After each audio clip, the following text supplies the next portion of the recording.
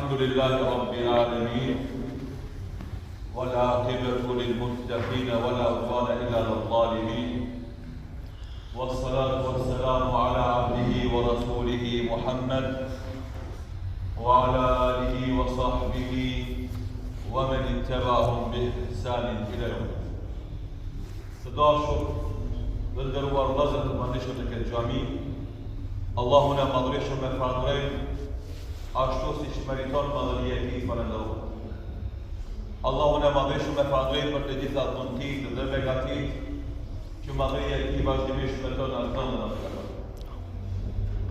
Dëshmoj dhe deklaroj se nuk ka hyjni që meriton adhurim veç Allahut dhe Dhul Xhelal, I cili është një parivar dhe pa ortak. Dëshmoj dhe deklaroj se Muhamedi sallallahu alaihi wasallam është rob I dërguar I Allahut, në të cilin Allahu I madhërisëm e bulosi vargun e pejgamberit. Salavatet dhe selame qofshin mbi këtë burr, mbi familjen e të pastër të dashme, mbi shokët e tij të sinqert dhe me gjithë besimtarët që ndjekin rrugën e tij, përfshi edhe ne deri ditën e gjykimit. Të dashur vëllezër, vazhdojmë me këto kuvende mbi këto rrëfime kuranore për këta njerëz më të mirë. Ky serial, të cilin e kemi quajtur rrëfimet kuranore për pejgamberin e Allahut madhërisëm, apo rrëfimet më të vërteta për njerëzit më të mirë.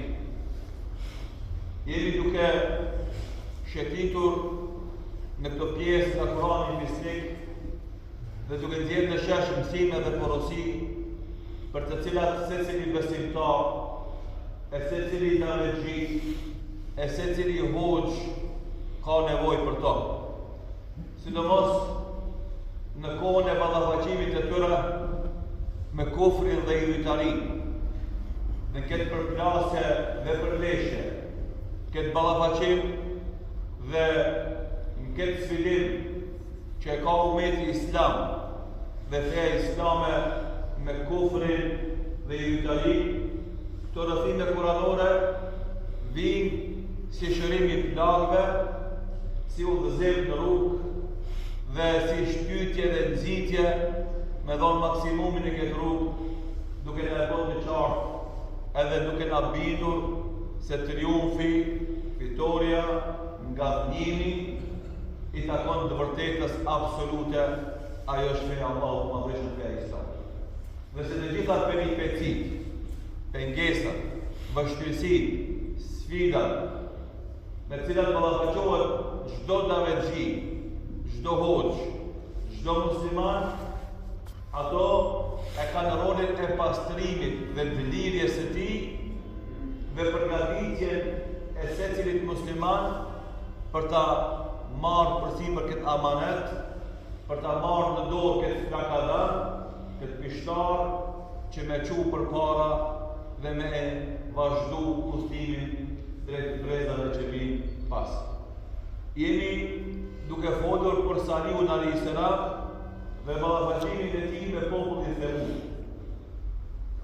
Ballafaqimi I cili veçma ka ardhur ka fillimi I fundit.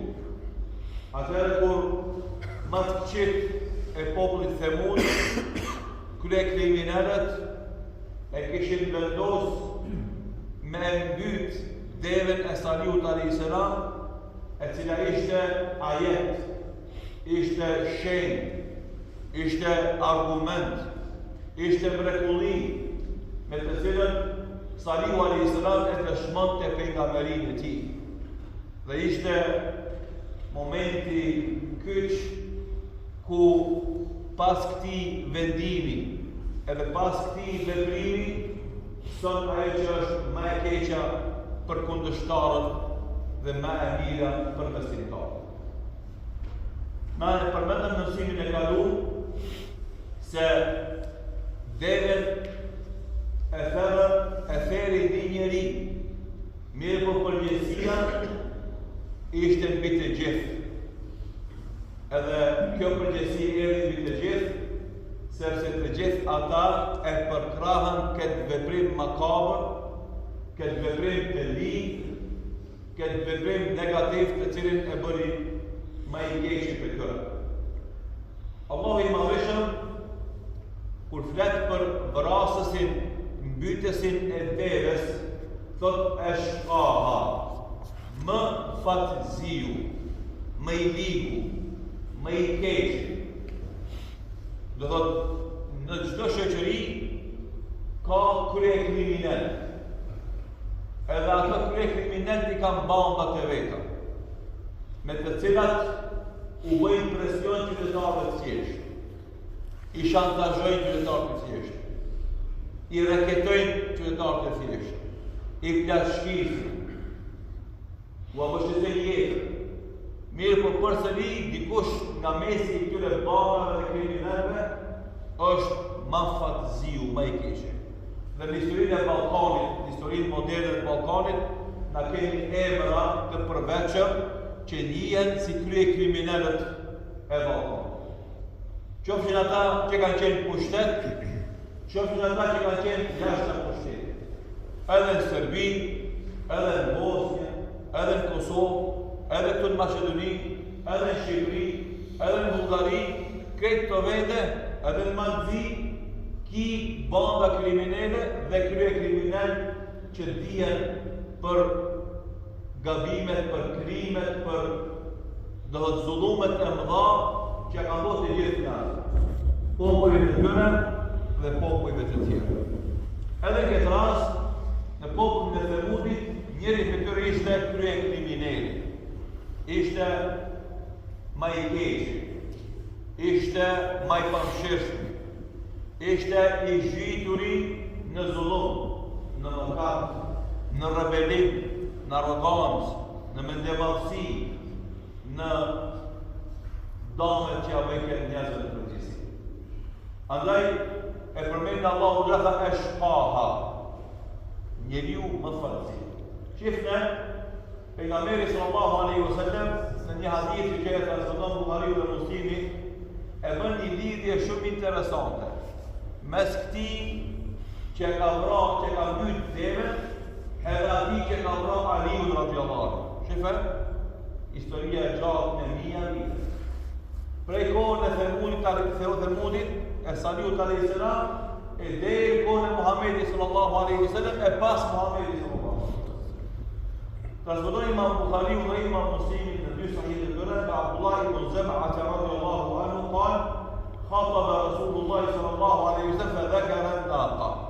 Lidhë lidhë pejgamberi sallallahu alaihi wasallam e fali juhud vetë fjalën e ligjërit dhe përmendi devën e Salihut alayhis salam. Wa dhakara alladhi aqaraha. Dhe përmendi atë që ka mbyt këtë devë. Ku tha Allahu idh ba'atha ashqaha.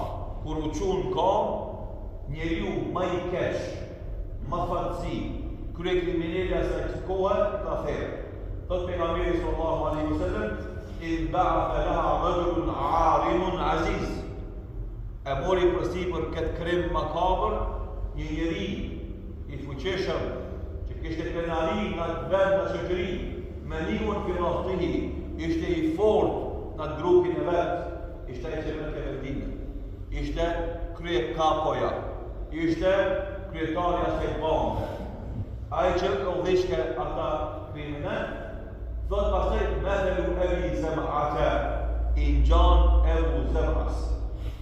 Thot ulemat, se pejgamberi sallallahu alaihi wasallam e bëri krahasimin mes këtij njeriu dhe vrasësit të Aliut radhiyallahu anhu, që është, do thot Ibn Menjemi, për të cilin Imam Ahmedi dhe Hakimi transmetojnë nga Ammar ibn Yasir radhiyallahu anhu, i cili thot anna Rasulullah sallallahu alaihi wasallam qala li Ali ibn Abi Talib radhiyallahu anhu ala uhaddithukum bi ashqa rajulain. Pejgamberi sallallahu alaihi wasallam i tha Aliut radhiyallahu anhu, atë të regoj për dy njerëzit më fatzi, për dy njerëzit më të këqij në historinë. I tha pejgamberi sallallahu alaihi wasallam, uhaymilu Thamud alladhi aqara an-naqa, çaj buri i kuq nga populli Themud, I cili e mbyti derën I pari. E dyti, walladhi yadhribuka ya aliyu ala hadihi hatta yabila minha habi. Tha, I dyti është ai që ka me të godit në shqaf, e ka me të lanë me gjatë mjekën ty. Këta ditë, tha me Rasulullah Muhammedi dhe Hakimi hadithi është I saktë. Pra, pejgamberi sallallahu alaihi wasallam tregoi se ajo fitne, ai fesati I madh, I cili ka ndodhur në popullin Themud, me mbytjen e vrasjen e derës, çfarë fesati ndodhi? E shkatërroi Allahu atë popull. E njëjta ka ndodhur mas vrasjes së Aliut radhiyallahu anhu, fitne dhe fesati në umetin Islam. Allahu nuk e shkatron as një popull në të rëzi pas ardhjes së Muhamedit sallallahu alaihi wasallam. Mirë, po kur njerëzit marrin guxim me I vra njerëzit më të mirë, njerëzit më të dashur të Zotit, njerëzit që kanë sakrifikuar dhe kontribuar më shumë për birin e fjalës së Zotit,